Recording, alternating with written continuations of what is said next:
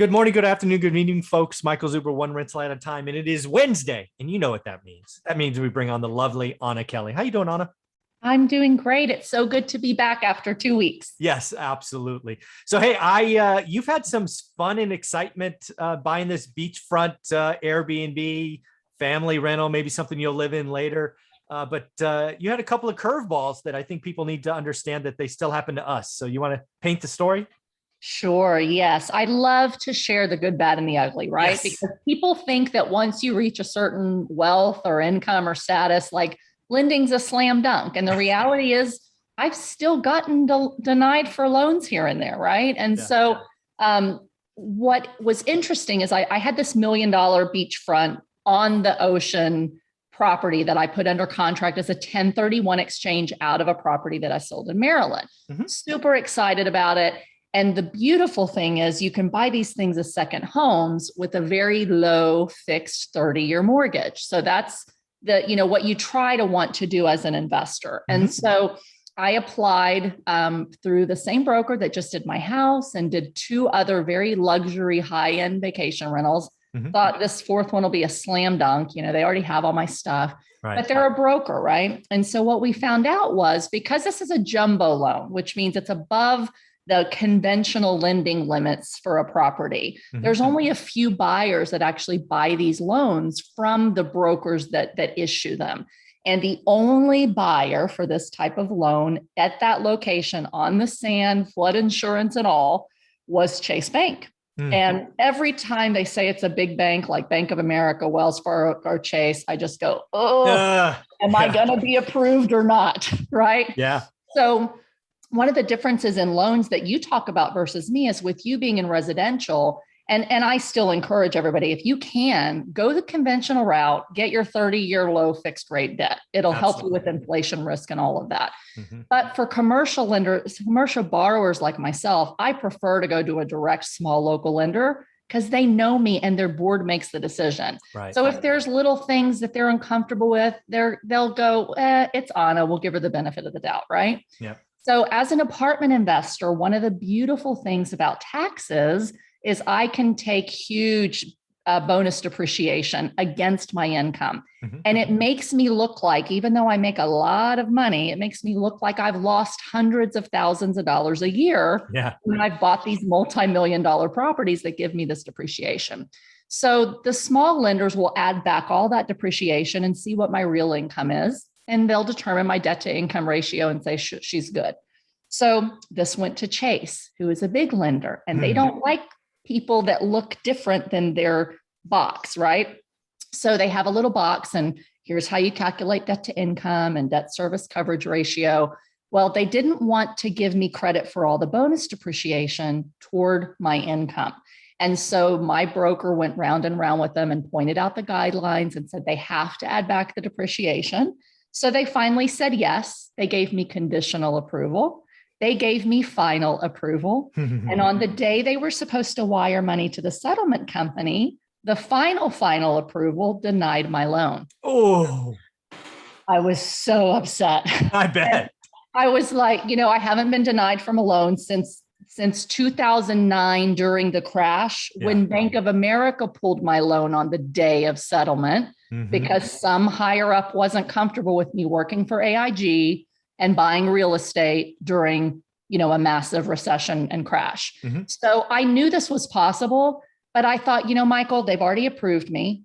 I had enough cash to buy the property cash. I had an 840 credit score and a strong net worth and income, and they still denied my loan. One, because that person decided not to give me back all the bonus depreciation.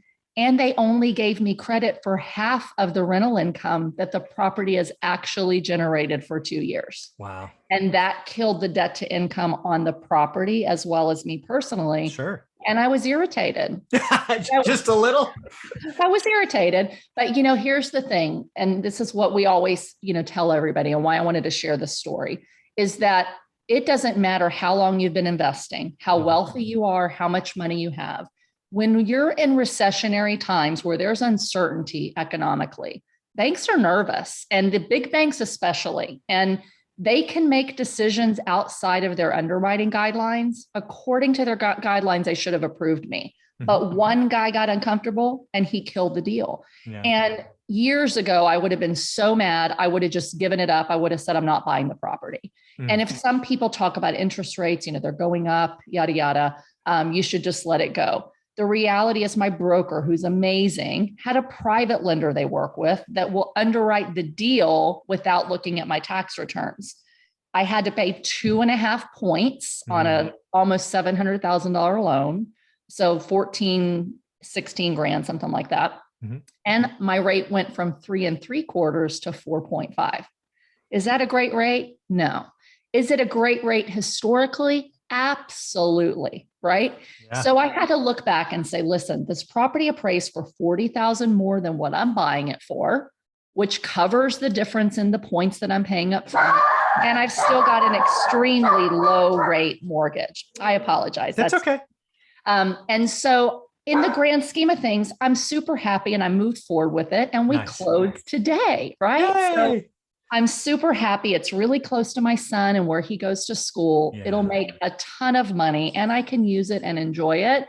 But the point of all of this is don't get discouraged if you ever get denied for a loan, but always have backup plans, right? Yes. Yeah. And be willing to kick down whatever door you need to make a deal happen, no matter what is thrown in the way, because there's going to be obstacles along the way. And I could have just, pouted and moved on. But I'm so glad I moved forward and I'm going to have an amazing property that in the grand scheme of things, I'll be really happy with 4.5%. And eventually I can refinance it. There's a couple-year prepayment penalty. And if rates are still low, I'll refi. And if not, my rate is locked for 30 years. And that's the important part. That's the beauty of these properties, right? Yeah. Is where my commercial deals, they will reset every 5 years or so. And sometimes every year after the first 5. Yeah. If you can lock in a rate, guys, below 5%, lock in your rate and keep your rate for 30 years. Yeah, I'm doing the same thing. So there's so many things in here I just want to reiterate. First and foremost, I've had loans denied. I've never had an 840 credit score. I have over 800, but not 840. 7-figure net worth, tremendous income. But yeah, when banks get nervous, they just don't want to lend. And it's not personal. It's, you just never know what happened, right? This muckety muck at Chase just got out of some meeting where their loan book is too slanted to Florida and they just had a hurricane or who knows, right? Yes. Like, nope. We're not lending, and they can make up whatever excuse they want, right? So, it happens.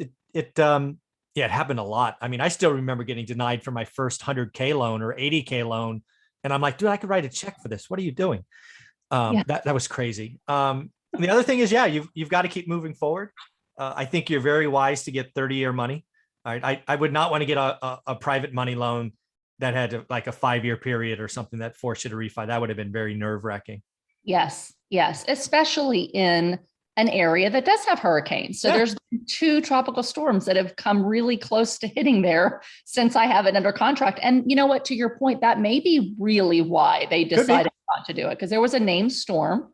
Almost couldn't get insurance on it because insurance companies also won't issue insurance when there's named storms out there. And so there were 2. So they got ready to issue and they said, oh, we can't issue. And so that would have delayed closing. Right. So, I've learned a few things. I learned something new on every deal, really and truly. But yeah.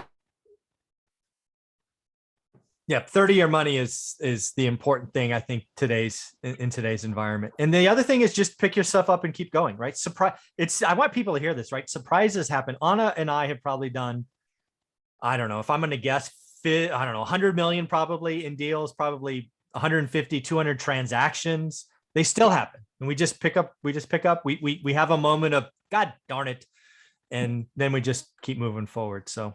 Absolutely. Yeah. I've been approved for multi-million-dollar loans, while being denied for a $600,000 loan. So, it's going to happen. Have a really good network of lenders. My broker really went to bat for me and he's like, they're not even taking some of their loan fees because they had to switch gears and, charge me more. So, they did right by me as well, which was really great.